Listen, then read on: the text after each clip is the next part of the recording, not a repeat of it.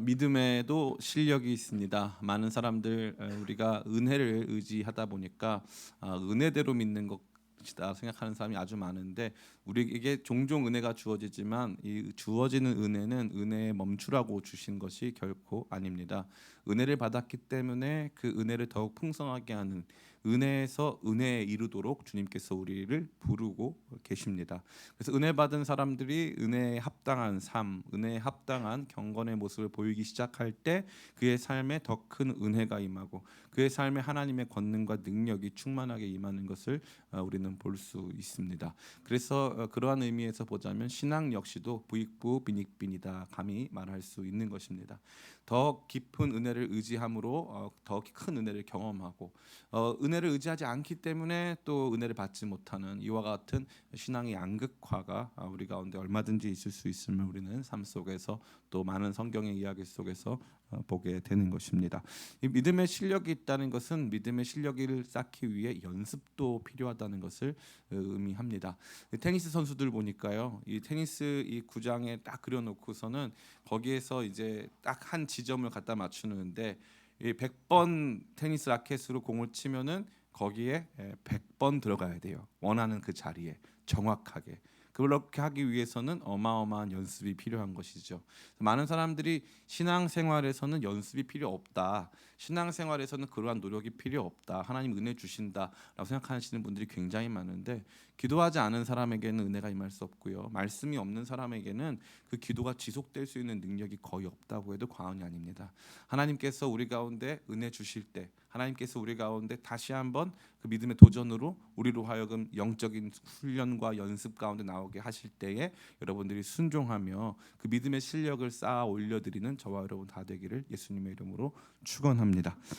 오늘 특별히 우리가 보게 되는 것은 그러한 가운데 이 믿음의 대가라고 할 수 있는 다윗의 이야기를 다루어 주고 있습니다. 이 다윗의 이야기, 다시 말해 다윗을 어려운 말로 모범적, 교훈적으로 받아들이고자 하는 것인데요. 일부 목사님들은 목사님이 다윗에 대하여서 모범적, 교훈적으로 받아들이면 안 되고 복음적, 또 정말 그리스도 중심적으로 받아들여야 됩니다. 십자가를 찾아내야 됩니다 하시는 분들도 많이 계신 것을 제가 알고 있고, 저는 이 말씀 속에서 얼마든지 저도 그렇게 할 수가 있습니다. 그런데 제가 오늘 이 말씀을 왜 우리의 영적인 연단과 훈련에 집중하여서 이 말씀을 보기를 원하냐 하면, 우리가 이론은 어마어마하게 높아요. 그런데 한마디로 내가 듣고 있는 말씀 수준이 내 신앙 수준이라 생각할 때가 많이 있다는 거예요. 내가 유명한 목사님 말씀 들으니까, 그 목사님 말씀 들으니까 말씀을 잘 해석해 주시는 목사님이 있으니까 나는 그 목사님 말씀을 알아들을 수 있으니까 내 신앙이 그 정도 되나 보다 하는 사람들이 너무 많다는 거죠. 근데 실상 이 말씀은 다양한 차원을 포괄하고 있어요. 그래서 가장 원초적인 차원, 주님 저 살려주세요, 저 죽을 것 같아요, 너무 힘들어요부터 시작해서 더 높은 차원까지 이르게 되는 것이죠. 그런데 가만히 보니까 여기 많은 청년들이 나와 있지만, 우리 청년들이 왜 이렇게 세상에 쉽게 무너지고 은혜 받지 못하냐? 가장 기본적인 차원, 다시 말해 성경이 보여주고 있는 이 믿음의 사람들이 가지고 있었던 가장 기본적인 말씀에 대한 태도, 그들이 이 연습하고 훈련하고 또 경험했던 영적인 체험들이 사실 우리 삶에는 없는 거예요. 그러다 보니까 뭐 대단한 말씀을 듣고 깨달음은 있는데 그게 삶 속에서 거의 적용이 되지 않고, 어떤 믿음이 좋은 믿음이냐 하면은 100만 가지 말은 할 수 있지만 그 믿음대로는 살아본 적이 없는, 그러한 이 이론만 가득하고 실천과 연습이 전혀 없는 머리만 있는 가분수 신앙일 때가 얼마나 많은지 모르겠습니다. 그래서 오늘 저는 여러분들에게 뭐 깊은 세계로 이 말씀을 가지고 여러분을 인도할 마음은 전혀 없고요,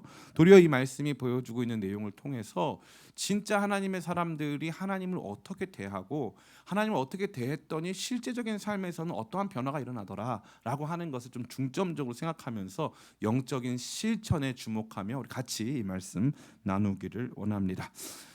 이 말씀에서 먼저 우리가 주목해야 볼 것은 이 말씀의 공간적 배경입니다. 공간적 배경은 오늘 말씀에 읽진 않았지만 이 말씀 앞에 성경을 가지신 분이면 알 수 있을 텐데, 저는 가급적 우리 교회가 개인 성경을 이렇게 다 구비했으면 좋겠어요. 그래서 다 같이 우리가 이제 열린 노트 성경이라 그래서 옆에 노트 할 수 있는 성경책 한 다음에 뒤에다가 자기 이름 써가지고 이렇게 한 다음에 그거 만약에 내가 살 돈 없다 그러면 이제 교회에서 다 사가지고 뭐 100년 할부로 갚는 걸로 해가지고 이렇게 해가지고 막 뒤에 다 비치하고 뭐 저기 창고 가면은 이렇게 제일 이렇게 뭐 평점 매겨가지고 제일 예배 많이 빠지고 이런 사람은 성경책 저 안쪽 가가지고 찾아와야 되고 너는 거기 가가지고 수월 가서 찾아오라 막 이러면서 성경책 너 아직까지 너는 여기 수월밖에 못 갔지 않았냐 막 하면서 성경책이 다 자기께 있었으면 좋겠어요. 그래서 그 처음에 새 신자 오면은 또 성경책을 우리 교회 열린 노트 성경책 딱 선물하고 그렇게 해가지고 이제 본인 성경책 왜냐하면 저희가 수요 예배 같은 경우는 창세기부터 시작해서 한 장씩 다 하기 때문에 여러분이 그거 솔직히 말씀드려서 1년에 뭐 한 번 통독도 못 하시는 분들이 허다한데 그 성경책만 가지고 있으면 내 것만 있으면은 그냥 교회 올 때마다 계속 거기다 적으면은 내 묵상 노트도 되고 얼마나 좋습니까? 그래서 제 꿈은 이제 이렇게 예배당 들어오기 전에 큰 이 복도에 성도님들의 성경책이 쫙 이렇게 있어가지고 지문 인식 방식으로 해가지고 탁 하면 성경책이 쫙 나와가지고 이렇게 딱 들고 이제 딱 가는 그래서 그런 미래적인 환상을 복원합니다. 네, 시편 말씀도 이게 PPT로 보면은 본문밖에 안 보이니까 표제어가 안 보이잖아요. 그래서 표제어에는 다윗의 시 유다 광야에 있을 때에라고 되어 있습니다. 유다 광야에 있을 때라고 되어 있는 거죠. 그러니까 공간적 배경은 유다 광야라고 하는 곳이라고 할 수 있습니다. 사실 여기 등장하는 광야가 어떠한 광야인지 언제 간 광야인지를 특정할 수는 없습니다.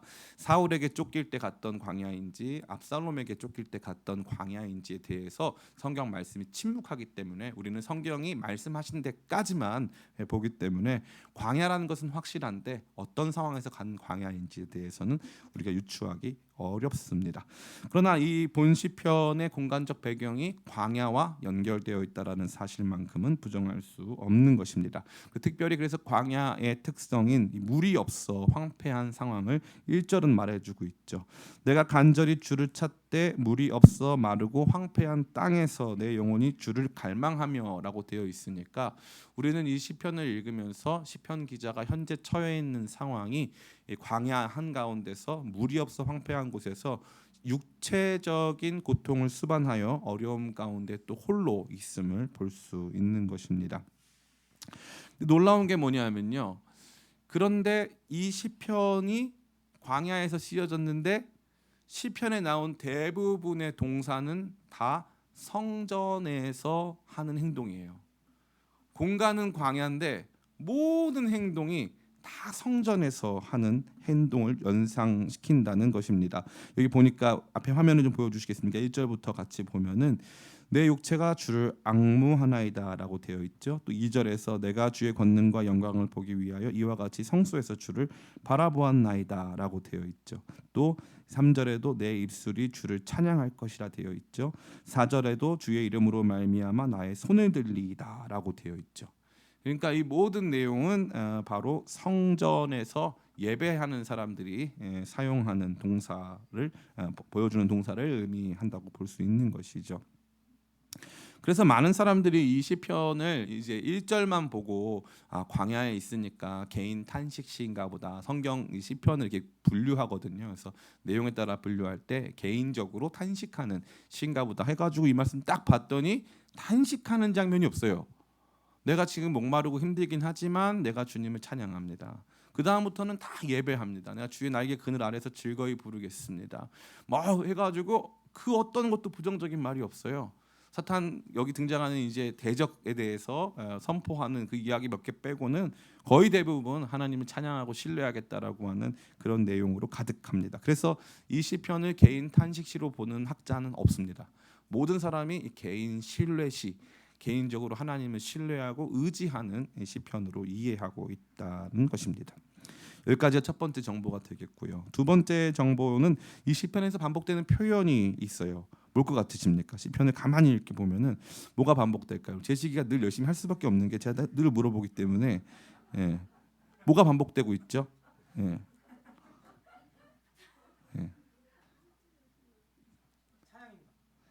아니고요. 그 찬양이면 참 좋겠지만 여기 보면은 뭐가 제일 많이 반복되냐면 내 영혼이 제일 많이 반복됩니다. 그래서 1절에도 찬양도 반복돼요. 예. 많이 반복되진 않지만 반복은 됩니다. 그래서 화이팅. 예. 내 영혼이 5절에도 나의 영혼이 8절에도 나의 영혼이 9절에도 나의 영혼을 이렇게 되어 있죠. 그러니까 이 시편 화자 다시 말해서 다윗의 관심은 어디에 있는 거예요? 내 영혼에 있는 거죠.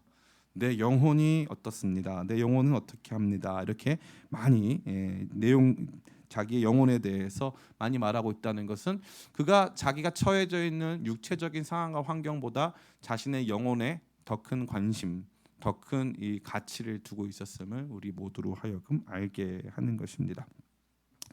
우리 또 마지막으로 살펴보자면 첫 번째는 이 말씀은 광야에서 썼는데 내용은 성전 내용이더라. 우울해 보일 줄 알았는데 우울한 거 하나 없고, 힘들어 보일 줄 알았는데 힘든 거 하나 없고, 하나님 신실하게 의지하고 하나님 찬양하고 내 생명보다 하나님의 인자하심이 더 중요하다고 고백하는 내용이더라. 그 두 번째는 뭐냐면 내 영혼이 하면서 영혼에 대한 마음을, 영혼에 대한 이런 가치를 훨씬 더 부각시켜서 말하더라라는 것이죠. 마지막 세 번째는 뭐냐면 하나님께 대한 친밀감입니다. 하나님께 대한 친밀감. 그래서 이 시편이 굉장히 흥미로워요. 그래서 여기서 묘사하는 하나님은 굉장히 친절하고 따뜻한 이미지의 하나님이 되십니다. 그리고 그 하나님에 대한 이 시편 기자의 태도 역시도 그 하나님을 그 어느 때보다 친밀하게 여기고 있음을 우리는 볼 수 있습니다. 1절 말씀 같이 한번 읽어볼까요? 1절 말씀 같이 읽습니다. 시작. 하나님이여 주는 나의 하나님이시라. 주를 갈망하며 내 육체가 주를 앙모하나이다. 아멘. 우리의 이목을 끄는 것은 하나님이시여 당신은 나의 하나님이십니다라고 되어 있어요. 그럼 여기서 강조점은 뭘까요? 하나님이 강조점이다. 두 번째는 주는, 그래서 원래 원어에는 주라고 안 되어 있고 당신은이라고 되어 있어요. 당신은. 그래서 하나님께 대해서 3인칭으로 말하는 게 아니라 마치 우리가 대화하듯이, 하나님께 진짜 대화하듯이 하나님을 바라보면서 이렇게 말씀드리듯이 정말 하나님과 친밀감 속에서 보여주는데, 하나님이시여의 강조점이 있느냐, 아니면 주는 하나님이십니다의 강조점이 있느냐, 아니면은 주는 나의 하나님이십니다의 강조점이 있느냐. 1, 2, 3번 중에 몇 번입니까? 3번이에요. 주님은 나의 하나님이십니다. 이 시작이 그래요. 이 시편의 시작은 뭐 하나님에 대해서 고백하고 선포할 때 뭐 천지 만물을 창조하시고 인간의 생사화복을 주관하시고 지금도 살아서 온 우주를 통치하시고 다스리시고 사랑으로 만물을 다스리시는 하나님 아버지가 아니라 주님 내 하나님이십니다. 하나님 내 거, 이렇게 하는 거예요. 하나님 내 거. 너무너무 사랑스럽죠. 저는 이 표현을 보면서 너무너무 사랑스러운 것 같아요. 하나님 내 거예요. 하나님 내 거. 나는 하나님 거, 하나님은 내 거. 하나님 누구한테도 안 뺏길 거예요. 하나님 내가 독차지할 거예요. 나는 하나님 나한테 전부예요. 너무나도 하나님께 모든 것을 던져버린 순수하고 깨끗한 마음의 고백이 이 말씀 가운데 부각되어 있는 것입니다.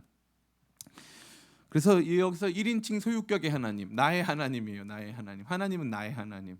그럼 성경에 하나님을 나의 하나님이라고 고백한 사람이 몇 명이나 있을까요? 거의 없어요. 이 다윗이 이 성경 역사에서 정말로 차지하는 비중이 큰 게 바로 이와 같은 하나님과의 친밀감이에요. 이러한 하나님과의 친밀감을 표현했던 성경 인물은 거의 없다고 보시면 됩니다. 특별히 나의 힘이 되신 여호와여 내가 주님을 사랑합니다라고, 내가 I love you라고 말했던 사람은 성경에 없어요. 구약 성경에는 없습니다. 신기하죠? 내가 하나님을 사랑합니다. 마치 사람에게 하듯이, 연인에게 하듯이, 자녀에게 하듯이, 부모님에게 하듯이 하나님 나의 하나님이시고 내가 하나님 사랑합니다라고 고백한 하나님의 러버, 하나님의 연인은 다윗밖에 없어요. 그래서 하나님이 다윗을 너무 좋아하신 거예요. 참 너무 근사하고 아름다운 것이 아닐 수 없겠죠. 하나님 나의 하나님이, 하나님 독차지할 거예요. 내가 하나님 다 가질 거예요. 하나님을 누구와 나누고 싶지 않아요. 하나님 나의 전부예요. 하나님 내게 최고예요. 라고 말하는 이 하나님과의 친밀감을 표현하는 표현이 이 시편의 서두를 장식하고 있다고 해도 과언이 아닌 것입니다. 그러한 하나님에 대한 사랑과 관계의 친밀감을 가장 극대화하여 보여주는 압권 중의 압권이 바로 8절 말씀입니다. 8절 말씀 같이 한번 읽어볼까요? 같이 읽습니다. 시작. 나의 영혼이 주를 가까이 따르니 주의 오른손이 나를 붙드시거니와. 아멘. 우리말 번역에서는 크게 부각되어 있지 않지만 이거 히브리어로 읽으면 듣자마자 은혜가 팍 돼요. 탁 됩니다. 물론 듣자마자 안 될 수도 있어요. 그런데 히브리어 공부를 한 사람은 듣자마자 이렇게 와닿는 거예요. 여기서 가까이 따른다. 나의 영혼. 아까 뭐라 그랬어요? 이 사람이 뭘 중시한다 그랬어요? 영혼을 중시한다 그랬죠. 나의 영혼이라고 하는 표현이 4번이나 등장한다 그랬어요. 그래서 내 영혼이 제일 중요한 거예요. 제일 소중한 거란 말이에요. 내 영혼이 그다음 뭐라고 되어 있어요? 주를 가까이 따르니라고 되어 있죠. 주를 가까이 따르다. 그러니까 우리는 주님 옆에서 이렇게 잘 따라다닌다라고 생각할 수 있겠는데 그 정도 수준이 아니에요. 여기서 등장하는 이 가까이 따르다의 히브리어는 다바크라고 하는데 이 다바크라고 하는 말씀이 어느 정도 레벨의 말씀이냐면은 창세기 2장 24절에 남자가 부모를 떠나 그 아내와 합하여 할 때 그 합하다가 다바크예요. 이제는 세상 모든 사람과 배타적인 관계가 되고 한 남자와 한 여자가 세상에 둘밖에 없는 서로밖에 없는 부부의 연을 맺을 때 서로가 가까이 한다라고 할 때 그때 두 사람이 특히 남자가 부모를 떠나서 아내와 합하여 할 때 쓰이는 동사가 다바크예요. 그러니까 하나님께 완전히 밀착되고 뗄래야 뗄 수 없는 관계가 되고 하나님께 전적으로 의존하고 하나님에게 꼭 붙들려 있는 그 상태를 바로 이 다바크라고 하는 거예요. 그래서 내 영혼이 주를 가까이 따르니 이것은 내가 내 영혼으로 주님께 꼭 붙어서라는 뜻이에요. 주님과 합하여져서 주님과 완전히 하나가 되어서라는 뜻이에요. 너무나 아름답지 않을 수 없는 거예요. 그러니까 하나님 껌딱지다라는 거예요. 하나님 껌딱지. 내 영혼은 하나님 껌딱지 되고 싶어요 이거예요. 하나님께 꼭 붙어 있고 싶어요. 하나님한테 안 떨어질 거예요라고 하는 그러한 말을 보여주고 그런 마음을 보여주고 있는 것입니다. 여기서 끝나면 감동적이지가 않은데 나의 영혼이 주를 다바크하리니라고 되어 있는데 그러면 주의 오른손이 나를 붙드시거니와라고 되어 있죠. 이 말도 너무 재밌어요. 히브리어로 가까이 따르니는 다바크고 붙드시다라는 것은 타마크예요. 타마크. 다바크, 타마크. 그러니까 언어 유희예요. 나는 그분에게 완전히 착 달라붙어 있으면 그러면 하나님이 나 귀찮아하면서 좀 저리 좀 가 이놈아 창피해 죽겠어 이렇게 하지 않으시고 착 달라붙으면 주님이 오른손으로 꽉 안아주신다는 거예요. 세상에 이렇게 아름다운 시편 보셨습니까? 저는 못 본 것 같아요.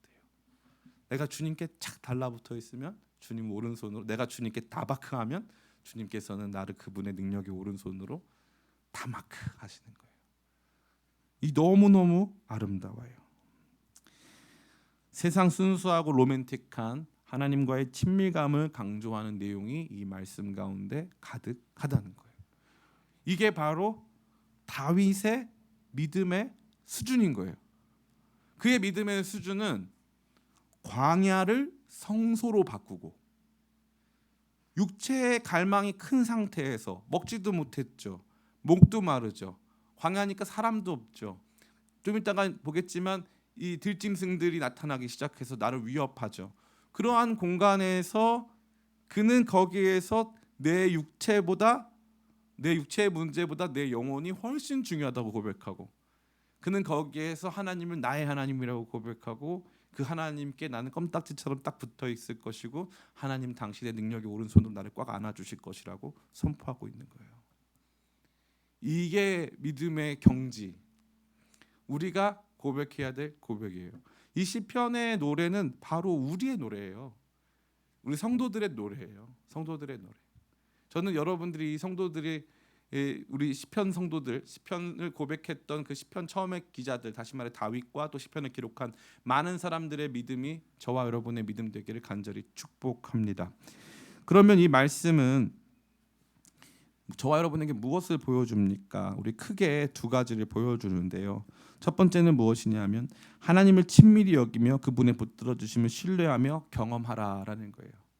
하나님을 친밀히 여기며 그분의 붙들어 주심을 신뢰하며 경험하라라는 거예요.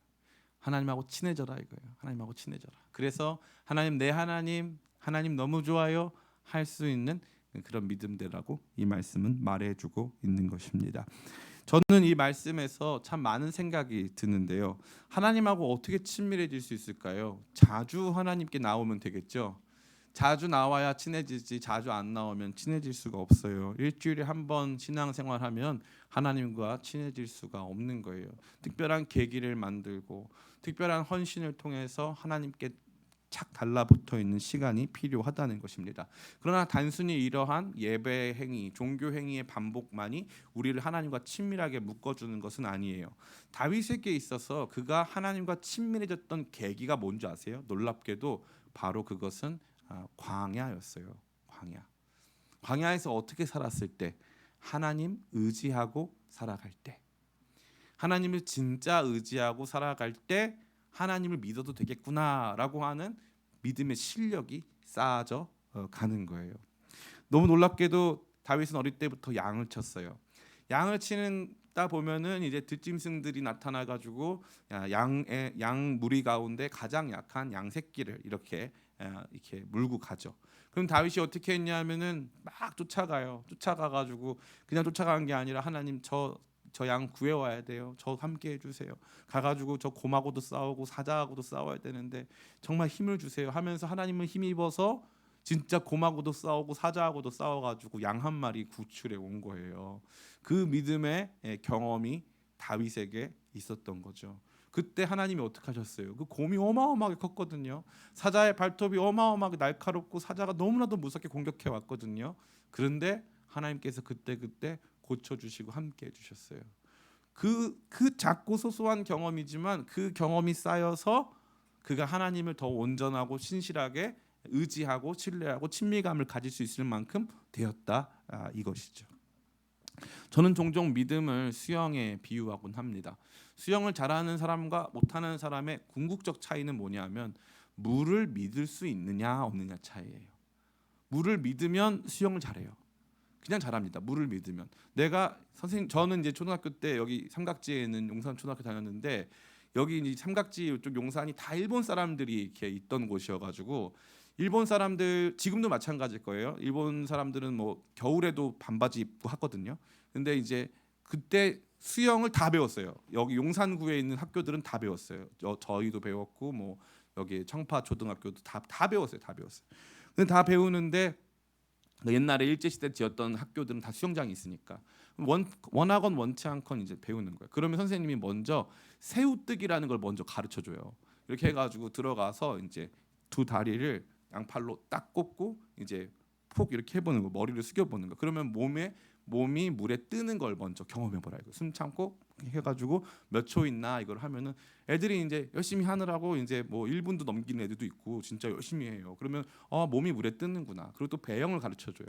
배영 가르쳐줄 때 선생님이 물론 밑에 좀 받쳐주지만 머리를 뒤로 담그면 몸이 뜬다는 걸 가르쳐줘요. 그럼 애들이 신기하네 해가지고 금방 수영 배워요. 금방. 물을 믿으면 배워요. 물은 나를 띄워준다. 그러면 물에 들어가는 게 그 다음부터 재밌는 일일까요? 힘든 일일까요? 재밌는 일이 돼요. 물하고 친해지는 거예요. 물만 보면 기쁘게 물에 들어가요. 물에 들어가요. 이게 너무너무 재밌는 거예요. 함께 오랫동안 있다 보면 그 물과 친숙해지기 시작하면 물에 대한 신뢰와 믿음이 생기는 거예요. 저는 고양이에 대한 편견이 굉장히 많았어요. 고양이는 싸나워 보이고 발톱도 있고 강아지는 발톱도 그렇게 크게 있지 않는데 고양이는 착 해가지고 그러고 막 눈빛도 요상하고 그러잖아요. 그리고 막 제 친구네 집에 놀러 가면 고양이 한 마리 있으면 얘가 언젠가 내게 와서 나를 공격하겠지 이런 마음이 늘 있었어요.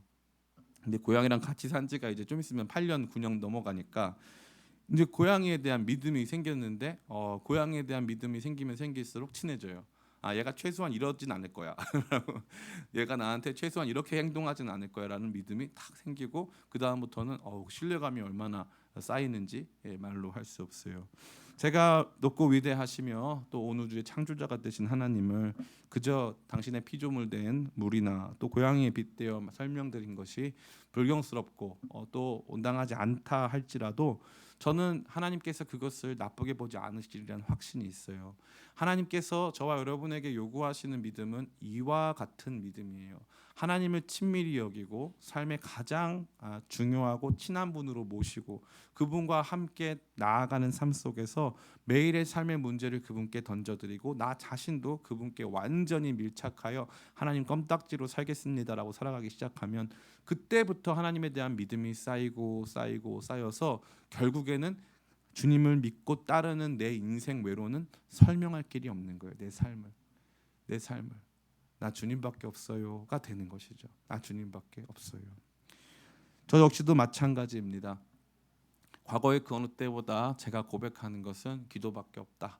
주님밖에 없다. 내게는 주님밖에 없다. 주님은 나의 하나님이시다.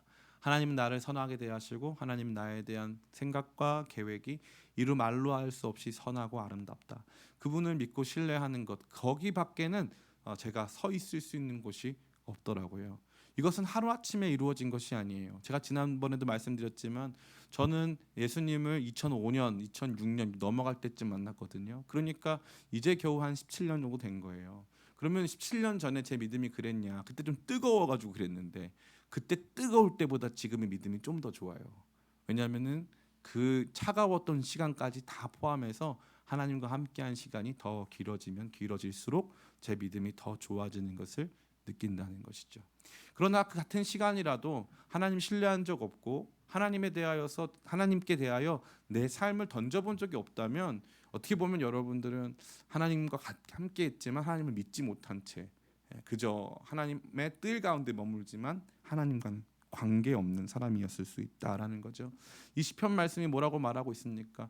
이 높고 아름다운 정말 위대한 이 시편은 사실 실상은 매우 로맨틱하고 동화적이고 또 어떻게 보면은 너무 순수하고 깨끗한 그 마음을 노래하고 있는 거예요. 그저 하나님께 저와 여러분의 삶을 맡겨 드리는 것입니다. 하나님을 친밀히 사랑하고 그분께 붙어 있으면 그분의 능력의 오른손이 우리를 붙들어 주는 것이죠. 내가 주님께 다바크하면 주님은 그분의 능력의 오른손으로 나에게 타마크의 힘으로 나를 붙들어 주신다라는 거예요.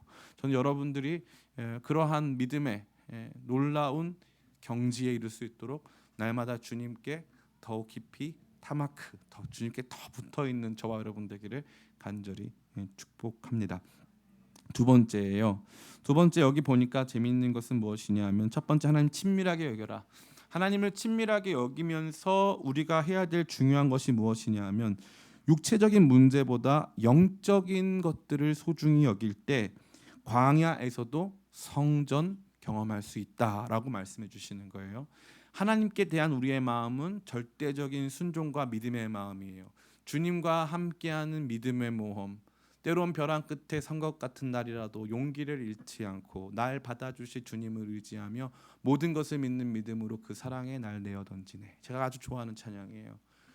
모든 것을 믿는 믿음으로 그 사랑에 나를 내어 던지면 주님께서 우리를 안아주시고 그러면 주님과 우리와 관계가 더욱더 깊고 튼튼해진다라는 것을 말해주죠.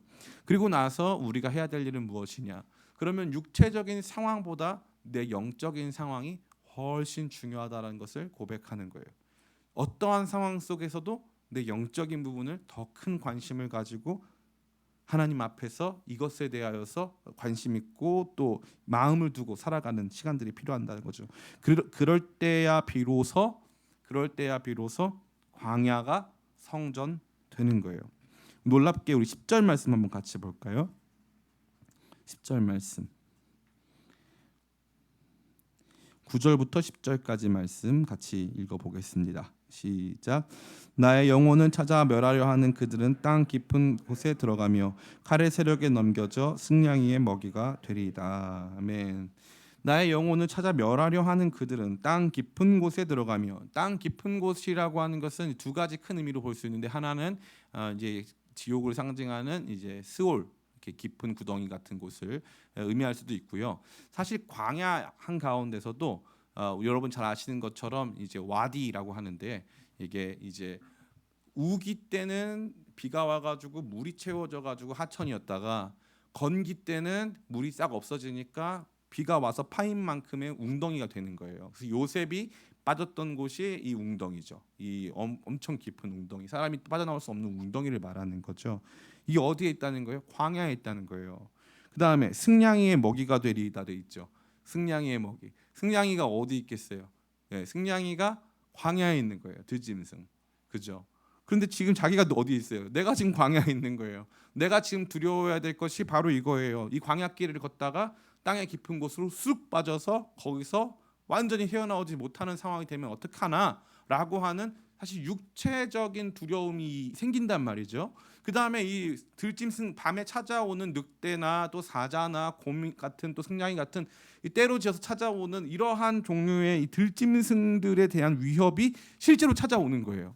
근데 너무 놀랍게 지금 이 사람은 그러한 모든 것들은 내게 생길 문제가 아니라고, 나는 도리어 내 관심사는 나는 여기에서 성전을 살겠다고, 내 영혼이 더 목마르다고, 내 영혼의 문제가 더 중요하다고 말하고 있는 것이죠. 이게 진짜 중요한 거예요. 목사님, 뭐 먹을 거라도 있어야 신앙생활을 하죠. 이러시는 분들이 간혹 계세요. 제가 개인적으로 굉장히 친한 이 친구가 있는데 이 친구 어머니가 이제 이 친구의 할머니가 정말 신앙생활을 잘하셨어요. 정말 믿음의 권사님이셨는데 이 친구 어머니도 신앙생활 열심히 하셨는데 이제 이혼하시고 해가지고 이렇게 마음의 낙심이 찾아오셔서 신앙생활 안 했어요. 저는 초등학교 때부터 그 집을 다니면서 그 어머니를 많이 전도했어요. 나중에 이제 고등학교쯤 갔을 때 그 어머니 전도하니까, 야 근데 요한아, 내가 살아보니까 교회도 돈 있어야 가더라. 사람이 이제 너무 없으니까 이게 마음에도 이렇게 열등감 같은 것도 찾아오고 마음이 너무 힘들어지는 거예요. 그래서 하나님보다 교회 생활이라고 하는 육체적인 부분에 더 많은 관심이 기울어지고, 그 교회 갔을 때도 뭔가 활동도, 왜냐면 교회를 안 다녀보면 모르겠는데 다녀봤잖아요. 다녀보니까 교회에서 뭘 원하는지를 알잖아요. 봉사도 하고 나도 또 누구라고 내가 또 그렇게 무슨 사람들한테 차라도 한 잔씩 사고 해야 되는데 교회도 돈이 있어야 다니더라 이 말을 하는데, 지금도 벌써 그게 30년 전 얘기인데 지금도 제 마음에 와 닿아요. 돈 있어야 신앙생활 하나 보다. 그런데 저는 그게 지금 생각해 보면 너무나 마음이 아파요. 우리는 신앙생활에 있어서 때때로는 과감하게 육적인 것들과 여러분 자신을 괴리시킬 필요가 있어요. 그래서 때로는 조금 그날 여러분들이 아침에 늦게 일어나서 안 씻었어. 교회 와야 돼, 안 나와야 돼? 못 씻었어. 머리 못 감았어. 나흘째야. 자 어떻게 될 것인가 과연. 주님, 그러면 저는 오늘은 온라인 예배로 온라인 예배로 함께 하겠습니다. 이럴 수도 있고 다양하게 할 수 있어요. 근데 괜찮은데 때로는요 그거 볼 게 아닌 거예요. 지금 내가 머리를 감았네 안 감았네 그런 게 중요한 문제가 아니에요. 그냥 달려 나와서 예배 드리는 거예요. 그냥 달려 나와서 주 앞에 머무르는 거예요. 상황이 어떻든 저떻든 주님 앞에 머무르는 거예요. 왜냐하면 내 영혼이 풀려야 육체의 문제도 풀리거든요. 그것에 대한 강력한 신뢰와 믿음이 있는 거예요. 내 영혼이 지금 제일 중요한 거예요. 내 영혼이 주님 앞에서 어떤 회복과 어떤 치유가 있느냐가 제일 중요한 문제이기 때문에 육체적인 문제는 잠깐 내려놓자 이 말이에요. 내가 가장 중요한 게 바로 이거라는 거죠. 여러분 혹시 광야와 관련돼서 한 가지 기억나는 이야기 안 계십니까? 예수님이 광야에서 40일 동안 금식하셨어요. 사탄이 와서 첫 번째 어떤 것으로 공격하죠? 시험을 하죠. 그 시험이 다른 것이 아니었어요. 이 돌덩이로 떡덩이 되게 해봐라. 믿어주겠다. 돌덩이 떡덩이 이 시험은요. 사실은 이 사탄이 안 해도 예수님 안에서도 있었을 수 있어요. 그게 육체를 가지신 분이기 때문에. 예수님 뭐라고 말씀하세요? 사람이 떡으로만 사는 존재가 아니요. 사람이 떡으로만 사는 것이 아니요. 이건 어마어마한 선포예요. 어마어마한 선포. 이 떡을 우리 이어령 박사님은 떡 잘못 번역했다. 떡은 우리는 잔치 때 먹는 거니까 사람은 떡으로만 사는 거 아니다. 밥, 국, 김치 이걸로가 이게 기본이고 떡은 특별할 때 먹는 거다. 예수님이 그런 뜻으로 말했을 수 있다는 오해를 불러일으킬 수 있다는 거죠. 그러니까 빵으로 번역해야 된다. 주식이다, 주식. 예. 일단 배고프니까 지금 나의 배고픔에 집중해라. 일단 지금 내 코가 석자니까 지금 내 삶의 가난을 해결해라. 내 삶의 불안정을 타파해라. 내 삶에 있는 육체적인 한계들을 넘어서라. 그 다음에 영적인 것 챙겨라. 라고 사탄이 말해준다 이거죠. 그런데 그렇지 않다는 거예요. 사람에게는 더욱 중요한 게 영혼이라는 거예요. 내 영혼이 성전이면 광야도 성전되는 거예요. 내 영혼이 성전이면 내 영혼을 먼저 회복하고 내 영혼이 먼저 마음으로 성전 안에 들어가는 게 중요하다는 거예요. 내 영혼이 광야면요, 교회에 와도 교회가 광야가 되는 거예요. 너무 흥미롭죠. 아름다운 예배당 지어놓고 거기서 싸우는 교회가 한두 교회입니까? 한두 교회가 아니에요. 어저께 이제 장례식장을 갔다 왔는데 그저께죠. 갔다 왔는데 장례식장 가가지고 이제 한 다른 교회 목사님하고 이제 대화를 나누게 됐어요. 그래서 그분이 이제 말씀하시는 게 어떤 교회 얘기를 하면서 그 교회 지금 뭐 법정 투쟁 중인가 봐요. 그래서 나는 그거 모르겠는데 그랬더니 전혀 상관없는, 그러니까 A 교회가 법정 투쟁이라고 하면은 이제 C 교회의 목사님이신데 부목사님이신데 C 교회 본인 부서의 선생님이 교사가 A 교회 분쟁의 변호사래요. 그래서 그 내용을 너무 잘 알아가지고 자기한테 막 말해주는데요. 그래서 그런 일이 있대요라고 저한테 말을 해주더라고요. 예배당 크고 잘 짓고 웅장하고 찬양팀 잘하고 그런데 거기가 뭐다? 광야더라. 광야더라. 마음이 성전 아니면 공간이 성전될 수가 없어요. 이 제가 단순히 교회에게만 드리는 겁니까? 아니에요. 가정. 내 마음이 광야인데 어떻게 가정이 성전되겠어요? 내 마음이 광야인데, 내 영혼이 광야에 있는데 예배할 수 없고 목이 마르고 아무것도 할 수가 없는데 어떻게 우리 가정을 성전 만들겠어요? 사랑하는 친구들, 동료들, 공동체 어떻게 그게 성전 되겠냔 말이죠. 영혼이 중요한 문제인 거예요. 그래서 이 시편은 너무 흥미롭게 유다 광야라고 하는 공간적 배경을 주면서 이 사람의 영적 공간은 광야가 아님을 보여주는 거예요. 광야에 있지만 가난하지만 힘들지만 어렵지만 불안정하지만 불투명하지만 마음은 성전일 수 있다 이거예요. 야, 언제? 내 영혼이 만족하겠습니다. 그러한 관점으로 이 말씀 읽으면요 얼마나 은혜가 되는지 몰라요. 제가 다시 한번 읽어드리겠습니다. 1절부터 하나님이여 주는 나의 하나님이시라. 내가 간절히 주를 찾되 물이 없어 마르고 황폐한 땅에서 내 영혼이 주를 갈망하며 내 육체가 주를 앙모하나이다. 내가 주의 권능과 영광을 보기 위하여 이와 같이 성소에서 주를 바라보았나이다. 주의 인자하심이 생명보다 나음으로 내 입술이 주를 찬양할 것이라. 이러므로 나의 평생에 주를 송축하며 주의 이름으로 말미암아 나의 손을 들리이다. 골수와 기름진 것을 먹음과 같이 나의 영혼이 만족할 것이라. 나의 입이 기쁜 입술로 주를 찬송하되 내가 나의 침상에서 주를 기억하며 새벽에 주의 말씀을 작은 소리로 읊조릴 때 하오리니 주는 나의 도움이 되셨음이라. 내가 주의 날개 그늘에서 즐겁게 부르리이다. 어디에서 노래 부르고 있어요? 광야에서. 직장에서, 사회에서, 관계에서, 부모 자식 간에, 가정에서 상처받고 참 말로 할 수 없는 육체적인 고난 속에 있는 분들, 제가 감히 다 말씀드릴 수는 없겠지만 간절히 소원하옵기는 여러분들이 있는 그 자리가 성전되길 원합니다. 육체의 것에 너무 많은 집중하지 마시고 도리어 영적인 것에 더 집중하셔서 주님, 제가 육체적으로 이런 상황이지만 주님 제 안에 성전 세워 주시옵소서. 그 어디나 하늘나라 경험하기를 원합니다. 사람은요 언제 와서 어떻게 갈지 모르는 거예요. 제가 2주 전에 전화 한 통을 받았어요. 전화 한 통을 받았는데 어머니가 이제 갑자기 병원에 갔는데 모르던 이제 질병이었는데 배가 아파서 병원 가봤더니 이제 암이 사긴 거예요. 암이 사기인데 전이가 온몸에 전이가 됐어.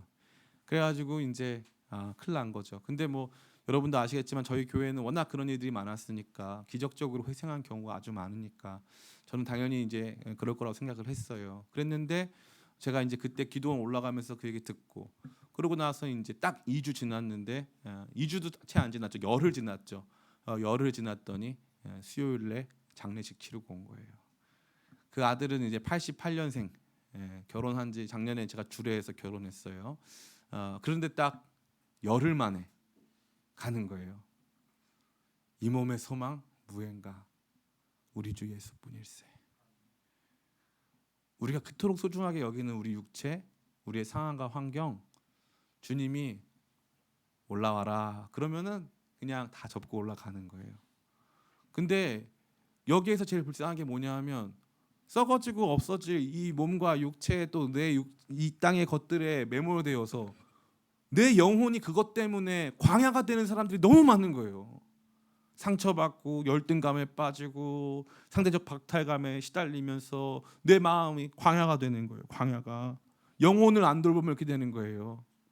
우리 얼마 전에 얼마나 비통한 소식을 들었습니까? 이 남편이 아들 둘 죽이고 엄마 죽여가지고 이거 오늘 보니까 뉴스 보니까 이 사람이 나오는데 제가 보면서 많은 생각을 했어요. 얼마나 이 사람 마음이 지옥이었을까. 이 사람이 삶이 어땠는지는 알 수 없지만 마음이 지옥이니까 자기 옆에 있는 사람 지옥으로 끌어가더라고요. 같이. 이게 영혼의 문제가 얼마나 중요한 건지 몰라요. 우리 이 시대의 청년 성도 여러분, 저는 여러분들의 영혼에 관심이 있습니다. 여러분들이 영혼이 잘 돼야 될 줄 믿습니다. 아멘. 여러분이요 어떤 상황과 환경 속에서도 지금요 저와 여러분들은요 인류 역사에서 존재하지 않았던 가장 큰 혼란의 시대를 맞이하고 있는 거예요. 가장 큰 혼란의 시대. 앞으로 펼쳐질 30년, 40년이 과연 인간이란 무엇인가? 노동이란 무엇인가? 우리는 어떻게 살아야 하는가? 부는 어떻게 움직이는가? 세계는 어떻게 바뀌는가라고 하는 이 거대한 이 판의 충돌이 이루어지는 미래 세계 세대와 과거 현대 세대가 딱 판에 부딪히는 어마어마한 변화 속에 있는데 그때 우리가 붙잡아야 될 것은 변하는 육신과 상황과 환경이 아니에요. 한국이 이거를 너무너무 이 사탄 마귀가 한국 안에서 이것에 완전히 몰입되게 하고 있어요. 한국에 있으면요 막 마음이 급해져요. 빨리 이 육체적인 뭔가 이거를 해결해야 된다라고 하는 강박관념이 생기는 거예요. 한국에 있으면 막 경쟁이 치열해지고 열등감이 생기고 막 그런 일이 발생해요. 근데 우리보다 더 잘 사는 나라, 뭐 영국 같은 데 가서 가만히 가면은 내 영혼 평안해. 갑자기 내 영혼 평안해. 거기 가면요 내 영혼 평안해요. 근데 왜 이렇게 대한민국이 이렇게 사탄 마귀가 강력하게 활동하는 지역이 되는지 저는 모르겠는데 참 재밌는 게 사탄이 강하게 활동을 하면서 또 동시에 하나님의 역사가 굉장히 큰 땅이 대한민국이에요. 그래서 전 세계를 아우르는 이 지금 포스트 팬데믹 시대에서 전 세계의 정말 글로벌 리더가 누구냐가 지금 바뀌고 있는데 최근 US 뉴스에서 2022년 국력 순위를 매겼어요. 국력. 이거는 뭐 경제력, 뭐 정치력, 군사력 다 포함해서 아주 이 굉장히 이 비중 있는 언론사인데 US 뉴스에서 국가 경쟁력이 아니라 국력 순위를 매겼는데 1위가 미국, 2위가 중국, 3위가 러시아, 4위가 독일, 5위가 프랑스, 그다음 영국 했나요? 안 했죠. 독일, 영국까지 해요. 프랑스는 우리 밑이야. 우리가 6등이에요. 저는 이거 보면서 너무 이상한 거예요. 이게 뭐지? 이게 가능한가 이게 지금? 우리는 지금 위에는 북한 있고요. 미사일을 맨날 쏴. 와, 이거 진짜. 옆에는 이제 일본이 있고, 옆에는 중국도 러시아 다 모여 있어요. 근데 왜 우리나라 6등이에요? 군사력도 몇 등이고, 그다음에 이제 그 산업에서도 뭐 등수 있어가지고 객관적인 평가 점수 다 있습니다. 그냥 사람들이 한 게 아니에요. 6등이에요, 대한민국 전 세계에. 그런데 이렇게 한국이 잘 나가고 우리 할 때 사탄 마귀가 공격을 해가지고 우리 청년들의 멘탈은 다 없어진 거예요. 정말이에요. 너무 안타까워. 이제는요. 예전에는 뭐 인서울대학교 그러면 애들이 조금 아니 그런 것도 없어요. 이제는 전쟁이 전쟁. 애들 다 지금 이 보이지 않는 영적 전쟁의 다 희생자들입니다. 이거 다 광야예요. 정말 마음이 다 광야야. 그래서 뭐가 없냐면은 이게 고백이 없어요. 지금 우리 지금 이럴 때가 아니에요. 지금 우리 청년들 데리고 지금 저 산으로 올라가서 40일 금식기도 하고 막 지금 막 광장에 가가지고 막 이거 100번 해도 지금 안 될 판이에요. 지금 너무 제 마음이 아파요. 근데 이게 지금 우리 앞에 놓여진 실제라는 사실을 간파하고 저와 여러분 모두가 여기에 마음을 두어야 돼요. 영혼이 중요한 거예요. 처음에 시작했을 때는 우리 청년들 제가 뭐 기도했냐면 주님 우리 애들 주님 취직 시켜주세요. 취직 위해서 기도 많이 했어요. 재밌는 건 기쁨의 교회 취직 잘 됩니다. 네. 정말 놀라운 은혜인데 정말 마음 먹고 취직하면 취직이 잘 되는 은사가 있는 교회예요. 그러고 나서 제가 뭐 위해서 기도했을까요? 주님 결혼하게 하시옵소서. 그래서 기쁨의 교회 제 결혼해야 되는 리스트 있거든요. 안병인 집사가 그때부터 지금까지 있는데 안병인 집사만 거의 지금 오랫동안 암모나이트처럼 거기에 남아 있고 지금 뭐 대부분의 사람 다 결혼했어요. 대부분의 사람들 결혼만 해요. 애들도 얼마나 잘나 그죠? 예? 그래서 저는 너무 놀란 게 우리 교회 주님 임신 출산하면서 기도했더니 애들도 잘 나잖아요. 근데 재밌는 건 이번 주에 새 가족이 왔는데 새로 태어난 아기를 데리고 왔더라고요. 야 이거 부흥할 땐 이런 역사가 있구나. 우리도 낳지만 태어난 애들이 오기도 하는구나. 이런 건 또 괜찮아요. 제가 보니까. 그리고 취직도 얼마나 잘하는지 다 무슨 뭐 다 좋은 데 갔어요. 근데 이제부터 진짜 중요한 게 우리 청년들 영혼을 주님 기억해 주시옵소서. 이 아이들의 영혼이 광야에서도 전쟁터 속에서도 내 영혼이 은총 입어 중한 죄짐 벗고 보니 내 영혼이 은총 입어 중한 죄짐 벗고 보니 그 어디나 하늘나라. 내 인생 괜찮다. 남만큼 벌지 못해도 괜찮다. 남보다 대단하지 않아도 괜찮다. 남보다 가진 것 없어도 괜찮다. 내 삶이 주님께서 기뻐하시는 인생이다. 나의 영혼에 내가 관심을 갖자. 영혼이 아름다워지고 영혼이 성전되는 일, 여기에 여러분의 마음 두시기를 축복합니다. 이제 말씀 다 마쳐요. 오늘 말씀 딱 한 가지예요. 주님께 올인하시기를 축복합니다. 주님께 완전히 붙어 있는 거예요. 그러니까 힘들고 어려울 때마다 주님을 부르는 거예요. 이렇게 완전히 죄 짓고 나서 여러분 가가지고 막 나쁜 짓 하고 나가지고 또 어떻게 해야 돼? 주님 제가 이런 놈입니다. 해가지고 또 기도하는 거예요. 주님께 붙어 있는 거예요. 그냥 사람들이 뭐라고 하건 주님께 붙어 있는 거예요. 그래서 주님께 나바크 붙어가지고 주님 저 주님 없이 못 살아요 하면서 주님께 붙어 있는 거예요. 그러면 나의 영혼이 주께 가까이 그러면은 주님께서 주의 오른손으로 나를 붙드시리니 주의 오른손으로 붙드실 때 다마크 나는 주님께 다바크 주님 나에게 타마크 그래서 주님이 나 안아주시는 거예요. 그거 경험할 수 있도록 주님께 올인하시는 여러분들에게 축복합니다. 또한 여러분의 영혼에 많은 관심을 기울이시고 그 무엇보다 여러분의 삶의 가치들을 투자함으로 말미암아 영혼이 더 중요하다. 내 육체보다 영혼이 훨씬 중요하다는 것을 깨닫고 여러분 육체를 위해서 하는 그 많은 일들보다 영혼을 위해서 마음 쏟고 기도하고 간구하고 주님께 시간을 내고 수련회장에 올라오고 같이 마음 모아서 기도원 가고 그러한 일들이 여러분 가운데 넘치기를 간절히 축복합니다. 제가 안타까운 게 예전에 우리 교회에는 그런 문화가 있었어요. 목사님 저 기도원 올라왔습니다. 저 어느 기도원 갈까요? 그러면 여자애들은 혼자 못 가니까 두세 명이 올라가가지고 기도원 근처에 맛집을 그렇게 가가지고 하라는 기도는 안 하고 맛집 투어만 한 다음에 사진 올려가지고 하는데 그런 애들도 주님이 은혜 주시더라. 참 놀라워요. 그 기도원 근처만 가 있는데 기도원 근처 맛집 또 기도원 근처 사우나에도 다 은혜를 받아. 신기한 거예요. 그래서 진짜 여러분의 영혼에 관심을 갖고 월차 내고 뭐 해가지고 뭐 데이트 땡기고 그렇게 하지 말고 다 해가지고 같이 기도 올라오고 기도하고 또 모여서 같이 기도함으로 우리의 삶이 비록 광야라도 광야에서 성소를 만들어가는 믿음의 실력 있는 저와 여러분 주님과의 깊은 친밀감 있는 저와 여러분 다 되시기를 예수님의 이름으로 축원합니다. 우리 이 시간 잠시 같이